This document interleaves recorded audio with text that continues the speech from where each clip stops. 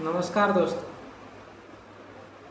आज की इस वीडियो में हम बांकीपुर के उपचुनाव के बारे में बात करने वाले हैं। बांकीपुर में इस बार किस प्रत्याशी की जीत होगी, बीजेपी, आरजेडी या जनसुराज? क्योंकि तीनों ही मजबूत प्रत्याशी हैं। अगर बीजेपी के प्रत्याशी को देखा जाए तो बीजेपी के प्रत्याशी नीरज सिन्हा, जिनका खैर उतना नाम तो नहीं है, लेकिन बीजेपी पार्टी के वजह से उनका जीत का प्रतिशत काफ़ी बढ़ जाता है। और वहीं विपक्ष में देखा जाए तो राष्ट्रीय जनता दल के रेखा कुमारी गुप्ता है, जो कि वैश्य समाज से आती है, जिनको आरजेडी का वोट बैंक तो मिलेगा, साथ ही वैश्य समाज होने का कुछ फ़ायदा उनको मिल सकता है। और वहीं जनसुराज के प्रशांत किशोर को देखा जाए तो ये तो एक मजबूत प्रत्याशी के तौर पर चुनाव में उतरे हैं। तो हम बात करते हैं बांकीपुर का उपचुनाव कैसा होने वाला है। बांकीपुर विधानसभा में अगर हम जातिगत संख्या को देखें तो बांकीपुर में 80,000 वैश्यों की आबादी है और 50,000 कायस्थ, अनुमानता हम बोल रहे हैं। 40,000 मुसलमान, 35,000 यादव, 30,000 में स्वर्ण, जिसमें भूमिहार, राजपूत, ब्राह्मण तीनों आ जाते हैं। बीजेपी ने नितिन नवीन को राष्ट्रीय अध्यक्ष बनाया। नितिन नवीन बांकीपुर से विधायक थे, वो 2010 से विधायक थे और पिछले 45 वर्षों से बांकीपुर विधानसभा में बीजेपी का कब्जा रहा है।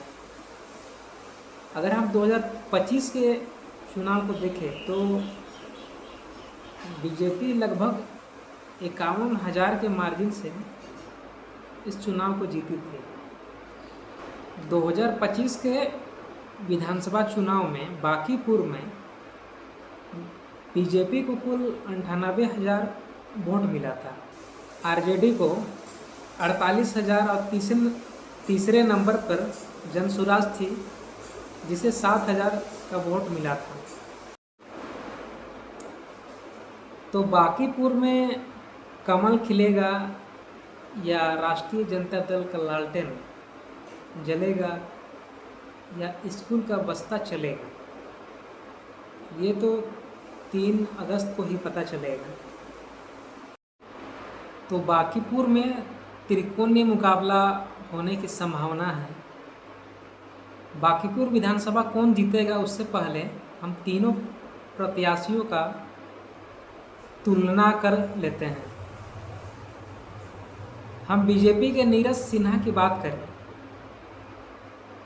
उसका मजबूत पक्ष की बात करें तो सबसे पहली बात है कि वो एक बीजेपी के प्रत्याशी है। नीरज सिन्हा को एनडीए के साथ है, क्योंकि हम सभी जानते हैं कि एनडीए में बहुत सारे दल हैं, जिसके कारण कई जातियों का वोट उनको बिना मेहनत का, बिना चुनाव प्रचार के भी मिल सकता है।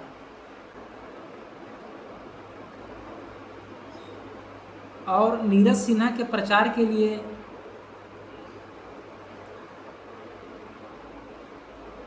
प्रधानमंत्री से लेकर कई राज्यों के मुख्यमंत्री, मंत्री और तमाम प्रचारक नीरज सिन्हा के साथ हैं। वहीं नीरज सिन्हा के हम कमज़ोर पक्ष की बात करें तो इस चुनाव से पहले वो उनका नाम इतना प्रसिद्धि में नहीं था और वे पहली बार चुनाव लड़ रहे हैं। वो बूथ लेवल के कार्यकर्ता हैं, मंडल अध्यक्ष रह चुके हैं।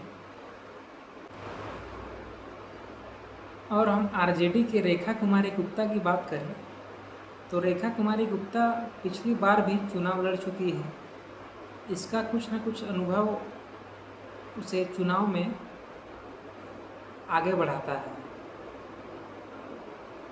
और चूँकि बिहार में जातिगत वोटिंग होता है, इस कारण से आरजेडी का वोट बैंक उसे मिलेगा। प्लस रेखा कुमारी गुप्ता वैश्य जाति से है और उसे वैश्य जाति का भी कुछ वोट मिल सकता है। वहीं अगर रेखा गुप्ता की कमज़ोर पक्ष की बात करें तो चूँकि बांकीपुर में 45 वर्षों से बीजेपी ही जीतती आ रही है, इसका कारण कहीं ना कहीं बीजेपी का वोट बैंक की तुलना में आरजेडी का वोट बैंक बांकीपुर में बहुत कम होगा। इसी कारण से वहाँ बीजेपी हमेशा से ही जीत रही है। और बीजेपी के साथ अन्य भी कई दल साथ हैं। तो अगर आरजेडी के वोट बैंक के अलावा कुछ अन्य जाति भी आरजेडी के साथ आते हैं तो रेखा गुप्ता के जीतने की संभावना काफ़ी बढ़ जाती है। और अगर प्रशांत किशोर बीजेपी का वोट काटते हैं तो रेखा गुप्ता का जीतने की संभावना और भी ज़्यादा बढ़ जाएगी। वहीं अगर जनसुराज के प्रशांत किशोर की बात करें तो प्रशांत किशोर चुनावी रणनीतिकार रह चुके हैं। वो बीजेपी से लेकर कांग्रेस, जदयू, आम आदमी पार्टी, लगभग भारत के सभी दलों के साथ काम कर चुके हैं, चुनाव लड़वा चुके हैं। तो उनको चुनाव लड़वाने का काफ़ी अनुभव है, बशर्ते कि इस बार वो खुद चुनाव मैदान में उतरे हैं। तो बिहार में एक मजबूत चेहरा के तौर पर हाल में प्रशांत किशोर का नाम सामने आया है। इस कारण से बांकीपुर उपचुनाव में प्रशांत किशोर का पलड़ा काफ़ी मजबूत नज़र आता है।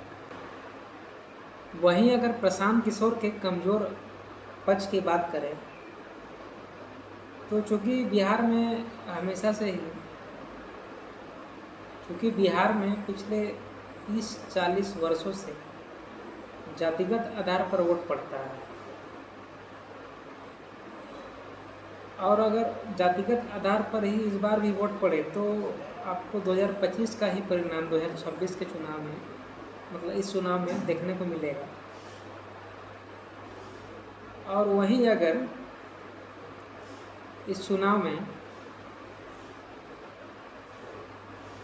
यहाँ के मतदाता जाति को छोड़कर एक बदलाव के लिए, एक परिवर्तन के लिए अगर वोट करते हैं, अगर सभी जाति के लोग प्रशांत किशोर के साथ में आते हैं तो प्रशांत किशोर के जीतने की संभावना बढ़ जाती है। तो हमने देखा कि तीनों ही प्रत्याशी अपने स्तर से काफ़ी मजबूत है। बस हमें 30 जुलाई का इंतज़ार करना है और देखना है कि 3 अगस्त को किस प्रत्याशी का राज बांकीपुर में आ सकता है। बांकीपुर विधानसभा में कौन विधायक बनेगा, इसका परिणाम 3 अगस्त को पता चलेगा। धन्यवाद।